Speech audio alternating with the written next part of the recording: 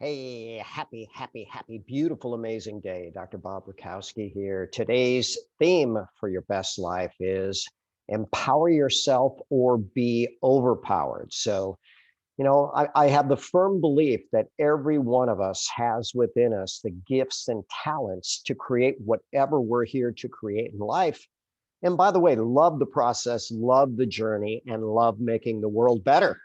And then when we talk about being overpowered, well, one thing we want to know is you don't have to do it alone. So if you have a very huge task, a formidable enemy, if you will, then why not team up? Because remember, none of us are as smart as all of us. None of us are as strong as all of us. So why not create a team, join a winning team? So this was inspired by Dr. John Demartini. I've really been enjoying his teaching lately. But he's got a simple quote. Nobody's going to get up every day and dedicate their life to inspiring your life or empowering your life. That's up to you. So empowerment, inside job. Inspiration, inside job. Happiness, inside job. Kind of everything is an inside job. So back on this theme, socially, do you set the culture or do you follow the culture? Now, if the culture is one that you agree with, well, okay, follow it. That means you're on the same team. But otherwise, maybe you want to step away from the crowd. And generally speaking, the crowd hasn't made really good choices over time. You might be the one that stands out. Physically, are you taking charge of your physical health, your body, your wellness? And if you are, well, you're probably going to be okay. But otherwise, you're probably going to submit to something else, be overpowered by a chemical controlling your physiology, which short term, that might be okay if you're in trouble, but we don't want to live our life that way.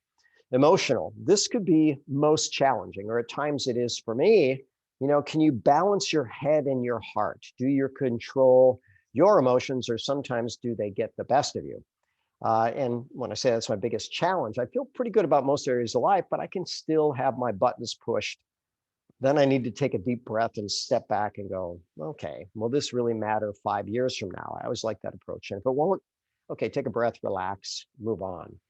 Mental, we're talking about wisdom. If you have wisdom, that usually leads to better choices. If not, you might make some bad choices.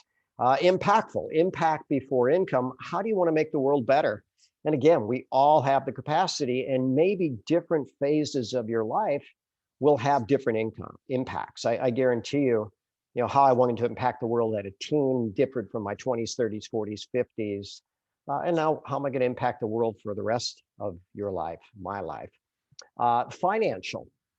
So, everybody needs a certain amount of finance. You look at Gandhi, he seemed to have a vow of poverty, but people spent billions supporting his efforts. So you don't necessarily have to have the money yourself, but you want to have some way of getting your needs met. And you know what? Money is a source of energy. If you like that form of energy and you want to do good with it, hey, find a way to get more. And then finally, spiritual. It's really said that we're spiritual beings having a physical existence. And I agree with that. We have eternal souls.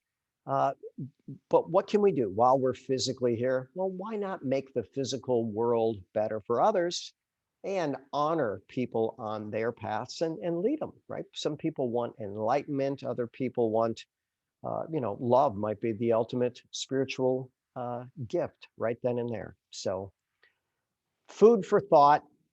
Uh, this was an article that I literally read this weekend, and the title of it was Empowered or Overpowered Service Use Needs, Wants, and Demands in Elderly Patients with Cognitive Impairments. And basically, most practitioners are telling people, look, you can have a red pill or you can have a blue pill. And neither of them are very good, but maybe there's a bunch of other options. Remember, the brain is the most nutrient dependent, energy dependent, stress vulnerable, toxin vulnerable system.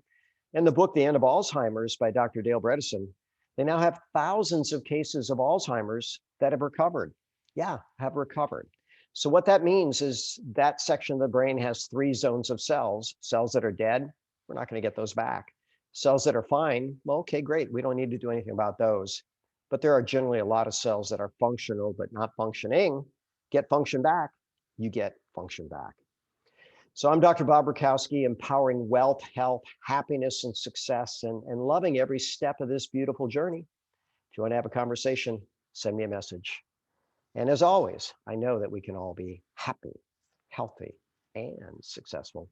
Why not throw in wealthy if it's on your list too? Enjoy this epic, beautiful, amazing day.